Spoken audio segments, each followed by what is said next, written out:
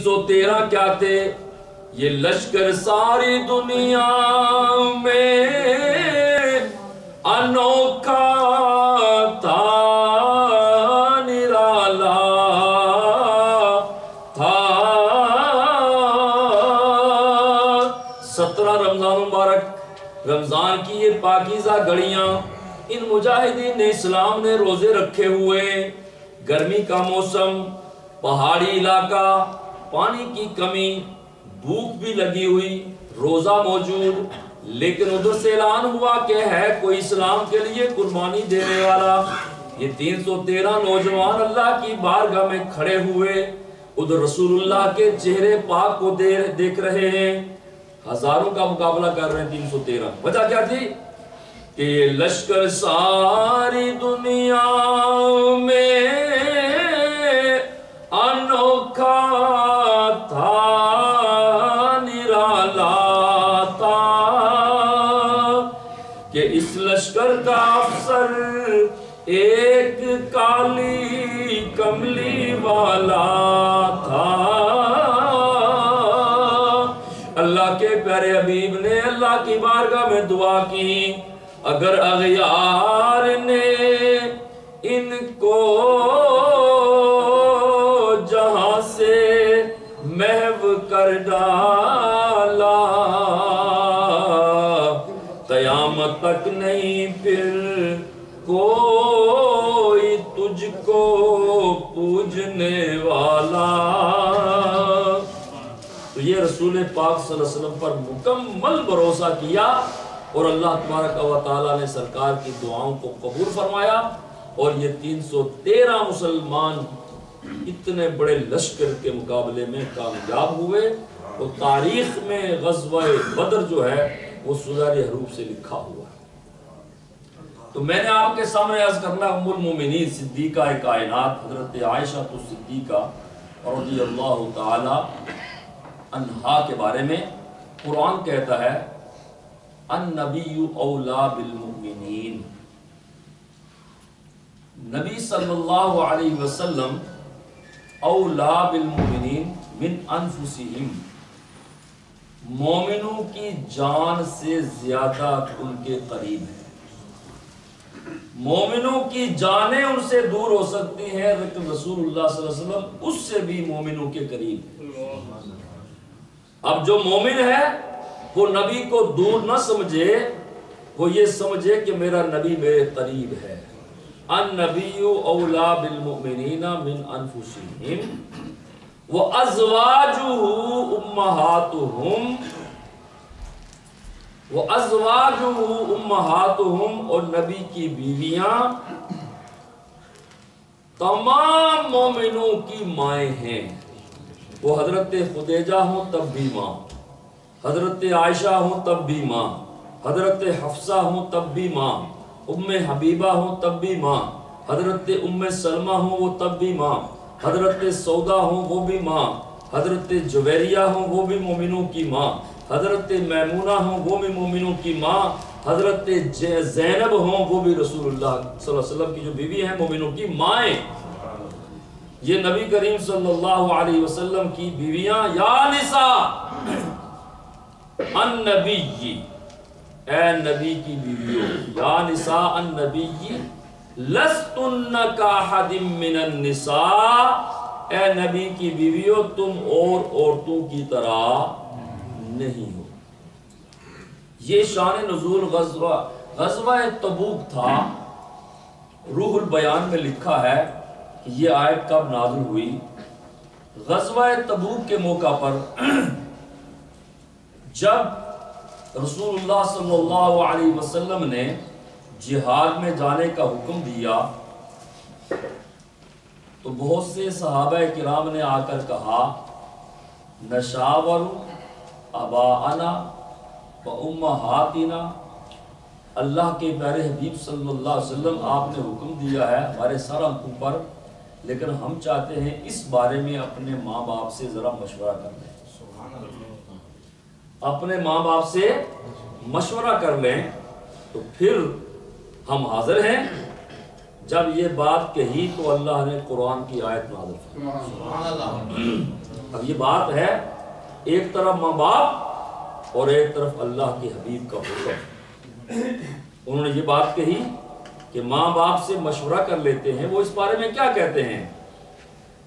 جب صحابہ کرام نے یہ بات کی تو اللہ تبارک و تعالی نے قرآن پاک کی آیت نازل فرما دی النبی اولا بالمؤمنین. تمہارے ماں باپ کا اتنا حق نہیں ہے جتنا تمہارے نبی کا ہے. لہذا نبی کا حکم آگے آپ کسی کا حکم نہیں چل سکتا، اس لیے کہ نبی تمہاری جانوں سے بھی زیادہ قریب ہے اور نبی کی بیویاں تمہاری مائیں ہیں. میرے بھائیوں اور میری ماؤں بہنوں، اسلام نے عورت کے 4 رشتے بتائے ہیں. بڑی ہے تو ماں، اصلی ماں بھی ہوتی ہے لیکن ہر عورت جو بڑی عمر کی ہو اسلام کہتا ہے اس کو ماں کا مرتبہ دو. تمہارے برابر ہے تو اس کو بہن کہو، چھوٹی ہے تو بیٹی. اور ایک ایسی عورت ہے جو آپ کے نکاح میں آتی ہے وہ آپ کی بیوی. 4 رشتے جو ہیں یہ اسلام نے الگ الگ بتائے ہیں، ماں، بہن، بیٹی اور بیوی. اسلام سے پہلے یہ فرق نہیں تھا، اسلام آنے کے بعد یہ فرق ہوا. رسول اللہ صلی اللہ علیہ وآلہ وسلم نے بہت سی شادیاں فرمائیں. سب سے پہلی آپ کی شادی ام المومنین حضرت خدیجہ الکبریٰ رضی اللہ تعالی عنہا سے ہوئی. جب سرکار سے پوچھا گیا کہ آپ نے ایک بیوہ عورت سے شادی کی ہے، اس کی وجہ کیا ہے؟ تو نبی کریم علیہ السلام نے ارشاد فرمایا میں حضرت خدیجہ سے نکاح نہیں کر رہا ہوں بلکہ ایک بیوہ کے اجڑے ہوئے گھر کو آباد کر رہا ہوں. بیوہ کے اجڑے ہوئے گھر کو آباد کر رہا ہوں.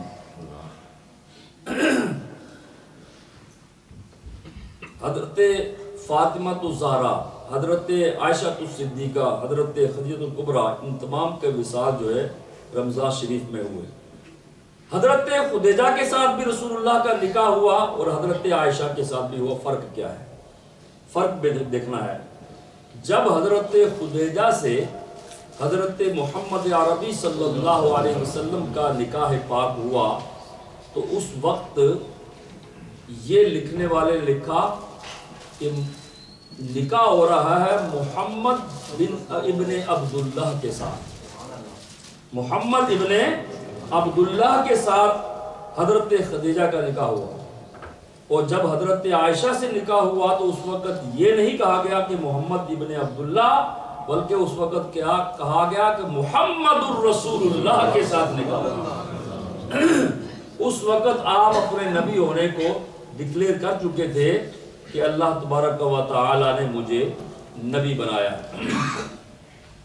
حرم رسول کی سب سے پہلی قرآن کی حافظہ اس کا نام ہے حضرت عائشہ الصدیقہ رضی اللہ تعالی عنہا. رسول اللہ صلی اللہ علیہ وسلم کا جو دین، جو شریعت ہے، اس کے 2 پہلو ہیں، اس کے 2 حصے ہیں. ایک دن کا حصہ ہے اور ایک رات کا حصہ ہے. دن کا جو حصہ ہے صحابہ کرام کے ذریعے ہم تک پہنچا. صحابہ کرام نے جو دیکھا، جو سرکار نے فرمایا، صحابہ کرام نے سنا اور سن کر ہم تک پہنچایا. اور حضرت عبداللہ ابن مسعود کہتے ہیں کانا نصف علم امتی عند عائشہ الصدیقہ رضی اللہ تعالی عنہ. علم دین کا آدھا حصہ جو ہے وہ حضرت عائشہ رضی اللہ تعالی عنہ کے ذریعے مسلمانوں تک پہنچا ہے. رات سے لے کر صبح صادق تک جو کچھ رسول اللہ صلی اللہ علیہ وسلم فرماتے، جو آپ کی گفتگو کا انداز ہوتا، وہ سارا کا سارا حضرت عائشہ صدیقہ رضی اللہ تعالی عنہ نوٹ کرتی اور پھر انہوں نے سرکار دو عالم صلی اللہ علیہ وسلم کے ان فرمودات کو امت تک پہنچایا. اور آدھا حصہ اسلام کا صحابہ کے ذریعے پہنچا اور آدھا حصہ اسلام کا حضرت عائشہ صدیقہ کے ذریعے پہنچا. 2210 حدیثیں جس خاتون نے روایت کی ہیں ان کا نام ہے حضرت عائشہ رضی اللہ تعالی عنہا۔ رسول اللہ صلی اللہ علیہ وسلم کی پسندیدہ بیوی، اور آپ صلی اللہ علیہ وسلم آپ سے بڑا پیار کرتے تھے، بڑی محبت فرمایا کرتے تھے۔ حضرت عائشہ کو آپ حمیرہ فرمایا کرتے تھے، میری حمیرہ، اور میری محبوبہ حضرت عائشہ رضی اللہ تعالی عنہا۔ آپ کو اتنا پیار تھا حضرت عائشہ سے کہ ایک شخص نے، حضرت انس بن مالک کہتے ہیں کہ ایک شخص نے آ کر رسول اللہ صلی اللہ علیہ وسلم کو دعوت دی، کہا کہ اللہ کے حبیب صلی اللہ علیہ وسلم میرے گھر تشریف لے چلیں، میں چاہتا ہوں کہ آج کا کھانا آپ کا میرے گھر میں ہو۔ تو رسول اللہ صلی اللہ علیہ وسلم نے فرمایا فقال وَهَذِهِ عائشہ لِعائشہ، کیا میرے ساتھ عائشہ بھی ہو؟ اب یہ اصلاحی معاشرہ کے لیے ضروری پوائنٹ ہے کہ ہم گھروں میں ہمارا بیوی بیوی کا جو سلوک ہے دوسرے کے ساتھ، اس سے عبرت حاصل کریں۔ اس نے انکار کیا، پھر نبی کریم علیہ السلام نے پوچھا میری دعوت کرنے والے بتا میری بیوی بھی ساتھ ہوگی یا نہیں؟ اس نے کہا نہیں۔ تیسری مرتبہ پھر رسول اللہ صلی اللہ علیہ وسلم نے پوچھا، اس نے کہا ہاں یا رسول اللہ ان کو بھی ساتھ لیں۔ اب سرکار نے فرمایا ہاں تمہارے ہاں چلیں گے دعوت کے لیے۔ علماء پوچھتے ہیں، لکھتے ہیں کتابوں میں کہ سرکار دو عالم صلی اللہ علیہ وسلم نے یہ بات کیوں کہی؟ کیوں؟ سرکار دو عالم صلی اللہ علیہ وسلم جانتے تھے کہ ان کے گھر میں کئی دن ہو چکے ہیں فاقہ ہے، کئی دنوں سے کھانا نہیں پکا، کہیں ایسا نہ ہو کہ میں باہر جا کر کھانا کھا کے آ جاؤں اور میری بیوی گھر میں بھوکی ہو۔ یہ اصلاح معاشرہ کے لیے ضروری ہے۔ باہر دعوت کھانے والے اب گھر کا بھی خیال کریں، اور اسپیشلی وہ علاقے جہاں غربت ہے، دوستوں کے ساتھ دعوت کھانے والوں گھر کا بھی خیال کرو۔ رسول اللہ صلی اللہ علیہ وسلم کے گھر کی عزت حضرت سیدہ عائشہ رضی اللہ تعالی عنہا، اس عورت کو اللہ تبارک و تعالی نے وہ مقام دیا جب اللہ کی نیک بندی بن جائے، اللہ کی محبوبہ بن جائے، اللہ کی ولیہ بن جائے۔